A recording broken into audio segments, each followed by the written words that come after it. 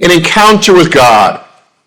Is that not in some way something for which we all long for in this life? People can search for such an encounter in a wide variety of ways. There's, of course, longing in the human heart for the divine. The question arises then, what does an encounter with God look like? It's interesting that Christopher Nolan, in his latest film, The Odyssey, decided to portray divine encounters as merely forces of nature. I won't get into the controversy of whether that is true to Homer's epic tale or not, but such an approach does represent a very modern perspective in trying to reduce everything to some type of natural explanation. The ancients, of course, saw the divine in most anything. The sea, the sky, the lightning, fire, the stars, the moon, the sun, and the list goes on and on. Of course, none of us worship the sun or the moon. We understand what causes lightning and how fire spreads. Yet if we look at our first reading today, which comes to us, it takes events that took place 9 centuries before the birth of Christ, we see something very different among the children of Israel than from those around them. While their neighbors and the rest of the ancient world were worshiping the various forces of nature, Israel was not. They worshiped the one true God, not some god of the seas or some sun god. We hear in this reading of Elijah's famous encounter with God.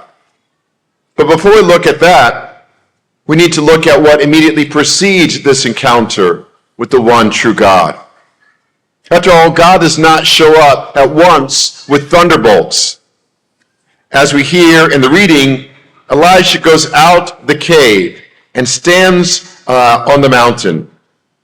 A terrific and powerful wind comes. But Elijah recognizes that that is not God, merely part of God's creation. Next, there's an earthquake. But Elijah recognizes that that is not God either, merely part of God's creation.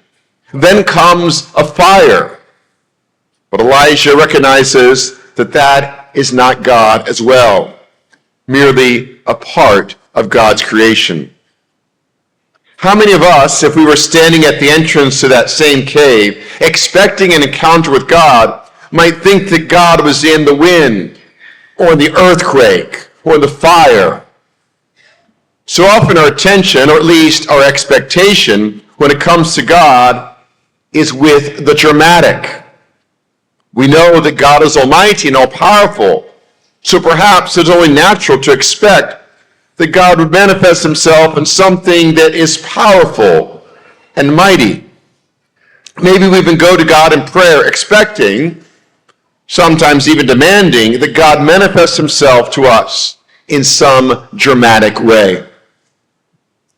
This is not the case when it comes to Elijah. Why is that? Why does Elijah not think that God is in those dramatic and powerful manifestations of natural power? The answer is quite simple. It's not because Elijah has logically deduced that those are only natural forces. It's not because someone else told him what to expect. It's not because he did field measurements. No, Elijah does not confuse any of those things with God because he already knows God. If we want to know God and encounter him in prayer, we need not look for him in the dramatic. Elijah recognizes God as in a quiet, whispering sound. Yes, Elijah encounters God in prayer. When we sit down to pray, we're always going to be tempted by the turbulence of our lives, or those things that may shake our sense of security, or by fiery passions of this or that. The key is not to get distracted by those things, or perturbed by those things, or to chase those things. Instead, the Lord invites us to sit still and remain with him in the quiet. More than likely, most of us would probably prefer the dramatic over the quiet. This is especially true in our time when we're constantly being barraged by all sorts of sounds and images. Blockbuster movies can entertain us, but they're always finite and passing. Sometimes I think we stay away from prayer because we have no tolerance for the quiet. We have to do this or that thing. We have this activity to be part of, or this goal that we must accomplish. It's easy to feel like we are always on the run and surrounded by so much noise. In the midst of the busyness of your life, God nevertheless is inviting you to step back and come to him. In the passage from the first book of Kings we read, Elijah had just done battle with the false pagan prophets and is now fleeing the evil queen Jezebel. Who would have time for prayer in the midst of all this? Well, Elijah does. Jesus does much the same thing in the midst of his public ministry, even as vast crowds are trying to see him and hear him or try to get a miracle from him. Yet even so, as we hear at the beginning of our gospel today, Jesus takes time to be alone with the Father in prayer. If Elijah and Jesus had time to pray, then how can we not find time to pray? But what should our prayer look like? Prayer is not supposed to be a monologue of words that we just throw at God. Prayer indeed is a conversation with God. Yes, we can and should speak to God, but real conversations have two parts, speaking and listening. We're probably good at the first part, speaking, but not so good at the second part, listening. Are you listening to what God is saying to you, or are you merely waiting for the dramatic, the wind, the earthquake, or the fire? Yes, God can certainly use such things to speak to us. But most often, the language God speaks to us in is the language of silence.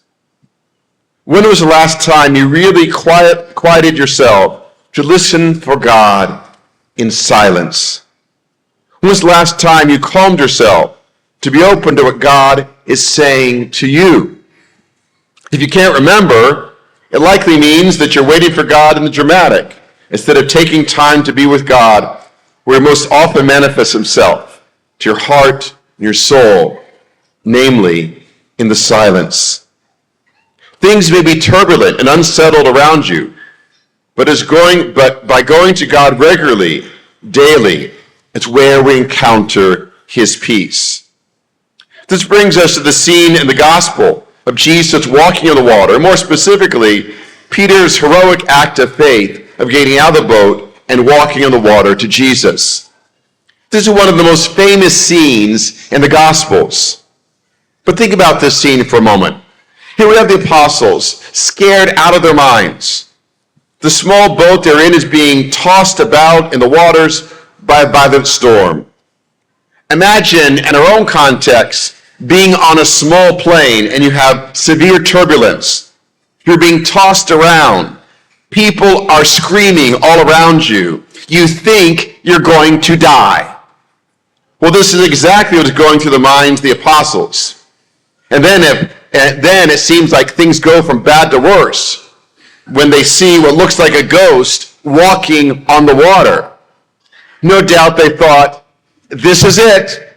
We're all going down now. As we know, it is not a ghost, but Jesus himself. Jesus tries to assuage their fears by identifying himself to them and telling them to have courage and not to be afraid. And this is where Peter tests Jesus. Peter tests Jesus, if you will, by telling Jesus if it's really him, to let him likewise walk on the water to him. Now think about this for a moment. This really shows what a beautiful man of faith Peter is. What most people in that situation of potential dire peril would have said would not be, Lord, if it is you, let me walk on the water to you, but rather, Lord, if it's really you, calm this storm down. I know that's what I would do. So what does this tell us? It tells us that Peter already had a deep relationship with the Lord. Peter knew him. He spoke to him. He listened to him. Those are the characteristics of prayer right there. Know him. Speak to him. Listen to him. We all face stormy times in our lives, some more intense than others. Don't wait until you're being tossed around or feel you're in peril to go to Jesus. Spend time with him now in the calm and in the quiet. As you know, Peter's walk on the water does not go exactly as Peter had anticipated. He begins to sink midway through his aqua stroll. The gospel tells us exactly why Peter begins to sink. It's not because Jesus had reneged on his promise. It's not because Jesus wanted to test Peter's faith. It's certainly not because Jesus wanted to play a prank or trick Peter. No, Peter begins to sink when he focuses on the wind and the waves instead of on Jesus. This is one of the most important lessons of faith for all of us in the entirety of the scriptures. It is important because this is a tendency that we probably all have. We tend to focus on the problems around us or the challenges before us instead of keeping our attention fixed on Christ. If our focus is on those things, ultimately they will pull us down.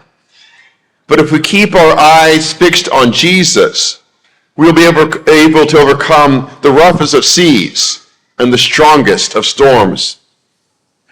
Peter, in his peril, cries out, Lord, save me, when he begins to sink. And indeed, Jesus does. That too is a powerful lesson. Never be afraid to cry out to the Lord. Not only will he save you, but he already has through his cross and resurrection. I do not know what storms will come my way or your way, but I do know that the Lord is in our midst.